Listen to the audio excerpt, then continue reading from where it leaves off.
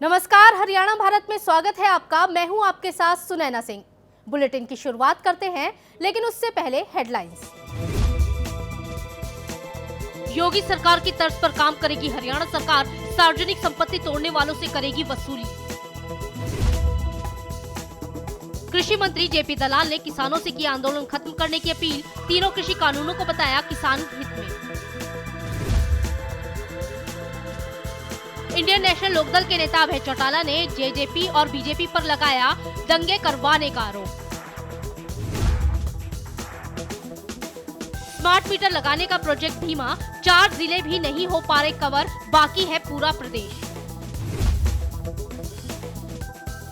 Rohtak police के हाथों बेकसूर का हुआ मर्डर, फायरिंग में जिस युवक की जान गई उसे एसटीएफ ने ही मारी थी गोली। हरियाणा में अब उत्तर प्रदेश सरकार की तर्ज पर सरकारी संपत्ति को नुकसान पहुंचाने वालों से वसूली करने का कानून बनाने की मांग तेज हो गई है। प्रदेश के गृह मंत्री अनिल विज और कृषि मंत्री जेपी दलाल ने इस कानून को अपना समर्थन दिया है। जेपी दलाल ने कहा कि इस बजट सत्र में कानून बनाने का विधेयक आ सकता है। आपको बता दें कि हरियाणा में आए दिन आंदोलन होते रहते हैं। इसमें कई बार सरकारी संपत्ति को नुकसान पहुंचता है। अब उत्तर प्रदेश सरकार की तर्ज पर ऐसा कानून बनाने की तैयारी है, जिसके तहत नुकसान पहुंचाने वालों से ही भरपाई की जाएगी।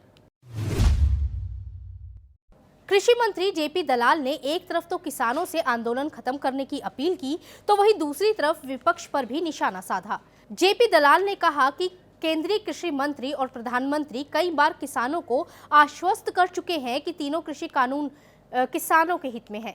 इसके साथ ही उन्होंने कहा कि आंदोलन के नाम पर कुछ आंदोलनजीवी लोग किसानों के कंधे पर रखकर बंदूक चला रहे हैं। कि जो ये कृषि कानून है ये किसान हित के हैं, इसमें किसान विरोधी कोई चीज नहीं है। और आम छोटा किसान, गरीब किसान जिसको मोहरा बनाया गया है, वो आंदोलनकारी जिनको लोकसभा में आंदोलन जीवी बताया गया है, तो ऐसे लोग जो हैं देश के हित में नहीं सोचते।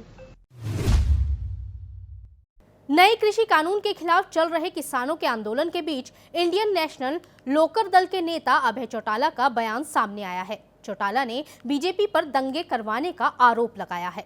चौटाला ने कहा कि आने वाले समय में बीजेपी और जेजेपी को कोई शादी तक का कार्ड नहीं देगा। इसके साथ ही उन्होंने पूर्व मुख्यमंत्री भूपेंद्र हुड्डा को बीजेपी का एजेंट बताया। देश का प्रधानमंत्री जो है उसका कभी किसी आंदोलन से संबंध नहीं रहा। ना तो देश की आज़ादी के आंदोलन में नरेंद्र भाई मोदी जी का कोई छोटा मोटा योगदान था, ना आरएसएस का कोई योगदान था। भाजपा तब थी नहीं।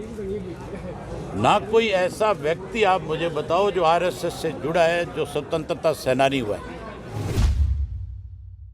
प्रदेश में स्मार्ट मीटर लगाने के प्रोजेक्ट की गति धीमी चल रही है। इसका अंदाजा इस बात से लगाया जा सकता है कि जून 2021 तक करीब 10 लाख मीटर लगाने का लक्ष्य रखा गया था, लेकिन जनवरी तक केवल 2,40,000 ही स्मार्ट मीटर लग पाए हैं।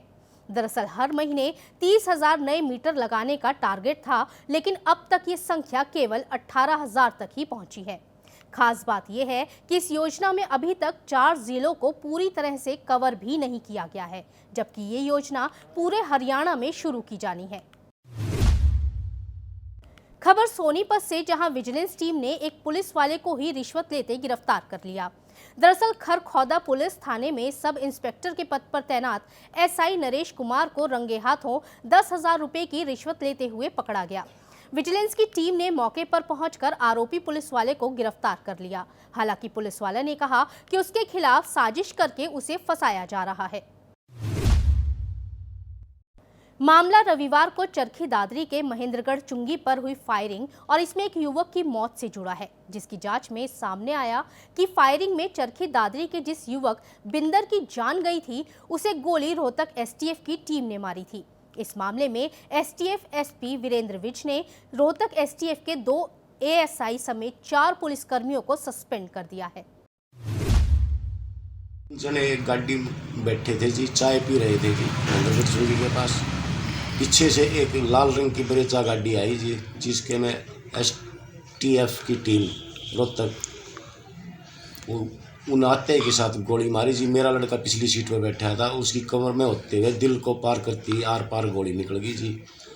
वो ड्राइवर आगे जो दो बैठे थे उनने डर के मारे गाड़ी बजा ली जी। उसके पीछे टीम लगी जी पुलिस की, और जब दोनों निकल कर भागे उनको देखा, और वो देखा अड़ोस पड़ोस के लोगों ने देखा कि मतलब इसके अंदर 5 आदमी थे जी मारने वाले।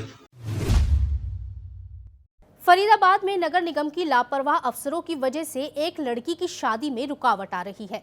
दरअसल 16 फरवरी को कामनी नाम की एक लड़की की शादी होने वाली है, लेकिन जिस पर्वतीय कॉलोनी में वो रहती है वहां पिछले काफी दिनों से सीवर का गंदा पानी सड़कों पर जमा है, जिसकी कई बार शिकायत करने के बाद भी लापरवाह निगम के अफसर नहीं हटवा पाए। जिसके बाद कामनी ने मुख्यमंत्री और गृह मंत्री अनिल विज को ट्वीट करके इस बात की गुहार लगाई है।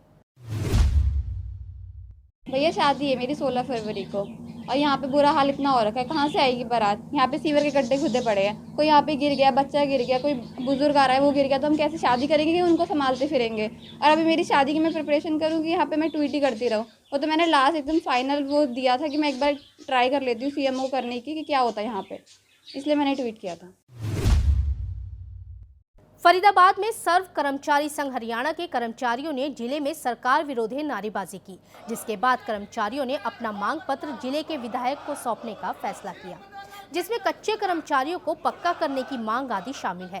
इस दौरान कर्मचारियों ने सरकार विरोधी नारेबाजी भी की और सरकार से गुहार की कि उनकी मांगें जल्दी पूरी की जाएं। किसानों की हथियारी सरकार मुर्दाबाद, मुर्दाबाद, मुर्दाबाद। सरकारी विभागों को बेचने वाली सरकार मुर्दाबाद, मुर्दाबाद, मुर्दाबाद।